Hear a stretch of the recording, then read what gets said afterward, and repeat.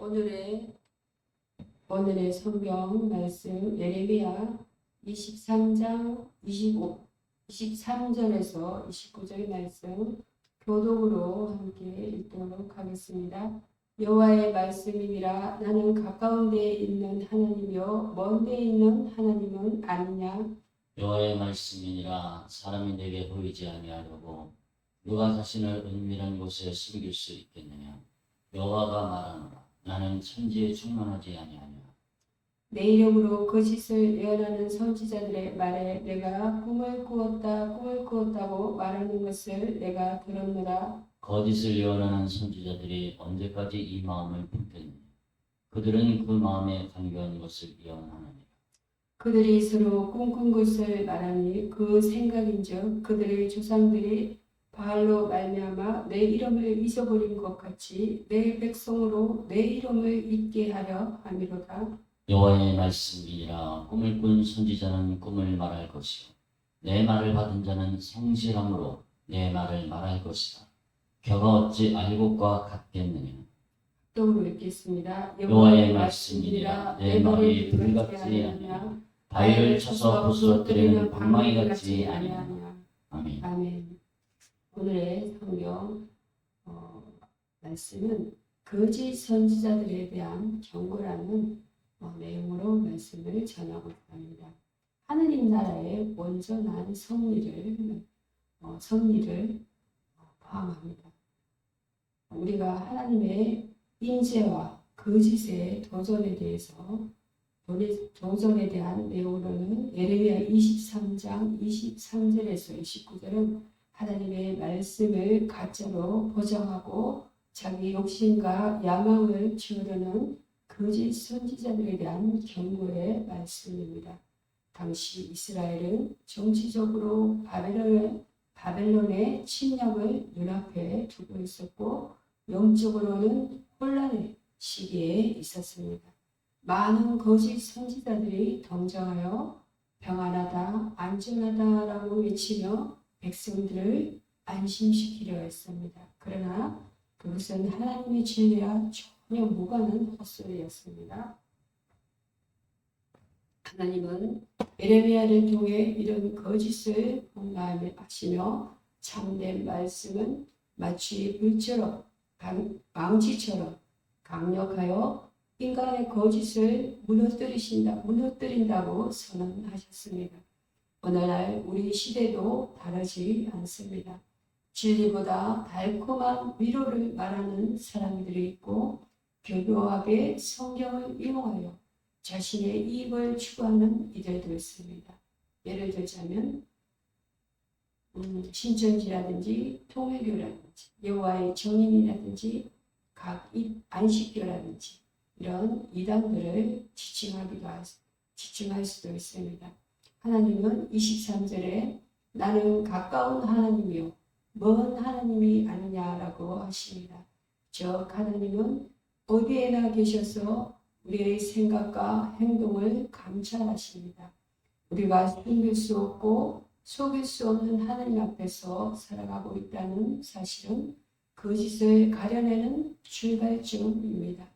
하나님의 성품은 진리와 거룩하며 사람의 본질은 연약함과 자기 중심성이라는 사실을 직시할 때 우리는 왜 거짓 선지자들이 생겨나는지 그리고 그 속임수에서 어떻게 벗어날 수 있는지를 분명히 깨닫게 됩니다. 본론입니다. 하나님의 성품에 대하여서는 진리와 심판의 하나님이십니다. 하나님은 스스로 나는 가까운 하나님이라고 말씀하시며 주를 찍으면서 동시에 임재하시는 하나님을 강조하십니다. 이것은 단순히 하나님은 어디나 계신다는 정도가 아니라 우리의 마음과 동기를 꿰뚫어 보시는 하나님이라는 뜻입니다. 시편 139편의 고백처럼 우리가 어디로 가든지 주님의 영이 우리를 둘러싸고 계십니다. 따라서 인간의 거짓은 하나님 앞에서 결코 숨길 수 없습니다. 예레미야 시대의 거짓 선지자들은 주께서 말씀하셨다라고 거짓으로 꾸며대며 백성들에게 안심과 평안을 바랐습니다. 29절 말씀에는 하지만 하나님의 말씀은 불과 같고 바위를 부수는 방망이와 같아서 거짓의 장막을 산산히 부수십니다. 저시나 여러분, 이것은 무섭기만 한 경고가 아니라 오히려 위로의 말씀입니다. 하나님은 결코 악과 거짓을 그대로 두지 않으시며 마지막에는 반드시 진리가 승리한다는 약속이기 때문입니다. 역사 속 사건 하나를 예로 들어보겠습니다.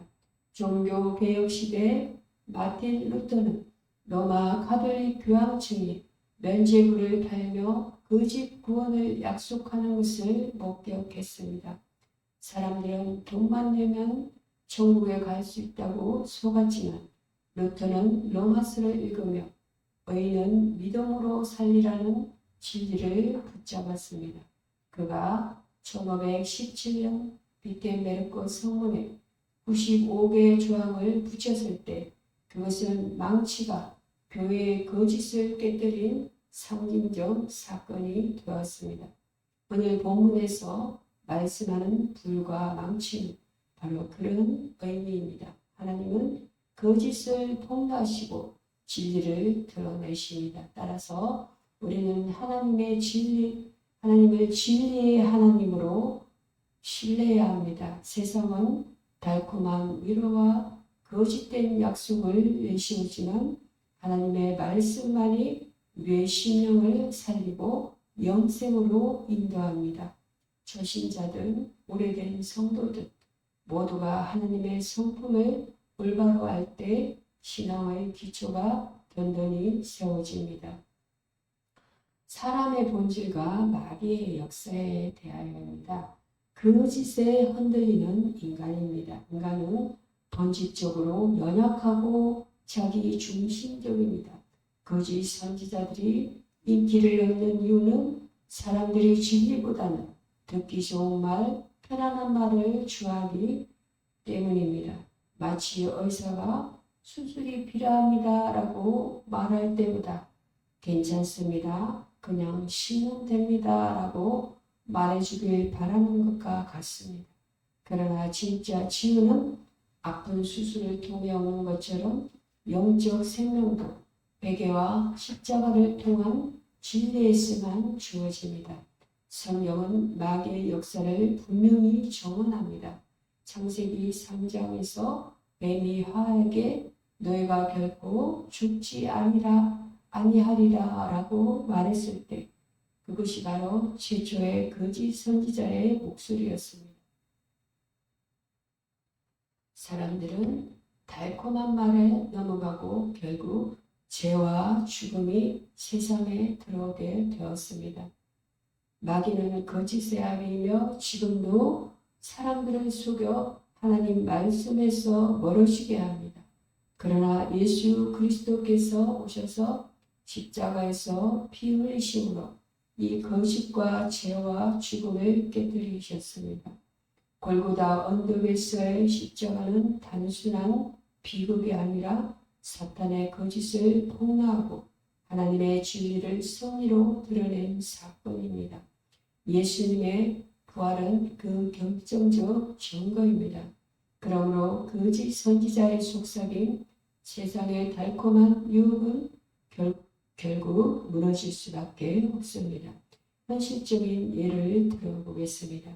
2013년 세월호 참사 때 선장은 성객들에게 가만히 있으라고 잘못된 지시를 내렸습니다. 많은 이들이 그 말만 믿고 배 안에 남아있다가 목숨을 잃었습니다. 2014년 세월호 특별조사위원회 보고서에 따르면 그렇습니다. 이 비극은 잘못된 지시와 잘못된 건의에 의존했을 때 얼마나 큰 재앙이 따르는지를 보여줍니다. 거짓 선지자를 따르는 것은 영적으로 이와 같은 결과를 낳습니다. 생명을 얻으려면 참된 목자 곧 예수 그리스도의 음성을 따라야 합니다. 성령의 인도와 회개의 부르심으로 결론을 맺겠습니다. 오늘 본문은 우리에게 분명히 말합니다. 거짓은 결국 드러나고 진리는 반드시 승리합니다. 그러므로 우리는 회개하며 오직 성령의 인도하심을 구해야 합니다. 진리의 말씀을 바로 알 수 있도록 기도해야 하며 늘 성경을 묵상하고 교회의 바른 가르침 안에 거해야 합니다. 초신자들이 흔히 빠지는 함정은 나에게 편리한 말씀만 고르는 것입니다. 그러나 성령은 우리에게 때로는 불편하고 아픈 말씀을 통해 죄를 드러내시고 변화의 길로 이끄십니다. 회개할 부분은 분명합니다. 우리 안에 자기 중심적 욕심, 듣기 좋은 말만 따라가려는 습관, 하나님의 임재를 두려워하지 않고 사는 모습들입니다. 변화되어야 할 부분은 하나님의 성품을 깊이 알고 진리의 말씀을 붙잡으며 거짓을 분별하는 영적 지혜를 갖추는 것입니다. 그렇게 할 때 우리의 신앙은 흔들리지 않고 재림의 날에 그리스도의 품 안에서 영원한 생명에 이르게 될 것입니다. 그러므로 초신자 여러분, 신앙의 길은 단순히 위로만을 찾는 길이 아니라 진리 안에서 성령의 인도를 받으며 회개와 순종의 삶을 살아가는 길입니다. 하나님의 말씀은 불과 망치와 같아서 우리의 완고한 마음을 깨뜨리고 새롭게 빚어내십니다. 오늘 이 말씀 앞에서 자신을 돌아보고 성령께 붙잡혀 기도하는 성도가 되시길 바랍니다. 기도하겠습니다. 거룩하신 하나님 아버지, 오늘 예레미야 말씀을 통해 거짓과 진리를 분별하게 하시니 감사드립니다. 우리의 연약함을 고백하오니 달콤한 거짓말에 속지 않고 진리의 말씀을 붙잡게 하소서. 성령께서 우리를 인도하셔서 때로는 불편한 말씀이라도 순종하게 하시고 회개와 변화를 이루게 하소서. 예수 그리스도의 십자가 부활 안에서 거짓과 죄와 죽음을 이기신 승리를 붙잡게 하옵소서. 우리의 삶이 오직 주님의 영광을 드러내며 재림의 날까지 흔들림 없이 주님만 바라보게 하소서. 예수님의 이름으로 기도드립니다. 아멘.